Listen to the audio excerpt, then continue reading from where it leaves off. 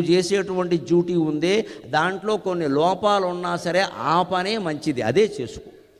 పరధర్మో భయావహ, ఇతరుల డ్యూటీ నువ్వు చేపట్టడం అనేది ఉందే ఎప్పుడూ అది భయాన్నే కలిగిస్తుంది.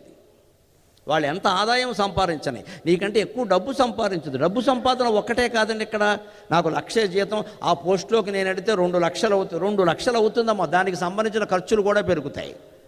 దానికి రక్షణ కూడా చేసుకోవాలి, ఆ డబ్బు కాపాడుకోవాలి. అందులో పెడతాం, ఇందులో పెడతాం, బ్లాక్ మనీ పేరుకుపోతుంది. అప్పటి నుంచి ఎవడొస్తాడో అని భయం. ఎక్కడ మంచం కింద డబ్బు పెట్టుకోవడం, మంచం మీద పడుకోవడం, ఏం కర్మ అంటారు దీన్ని? అంత డబ్బు మనకెందుకు అసలు? మనకు అవసరమైన డబ్బే మన దగ్గర ఉండాలి. డబ్బు ఎక్కువ ఉంది అంటే మొహమాటం లేకుండా చెబుతారు. ఆ ఇంట్లో డబ్బు పెరిగింది అంటే దేవుడి విగ్రహానికి దుమ్ము పట్టినట్టే లెక్క.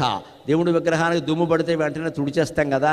డబ్బు పెరుగుతోందన్న ఆపేయాలి, ఇంకొద్దు, ఈ పనులన్నీ మనం ఇన్ని బిజినెస్లు వద్దు, ఇంత లాభం నాకొద్దు, ఇది చాలు, నేను సుఖంగా ఉంటాను.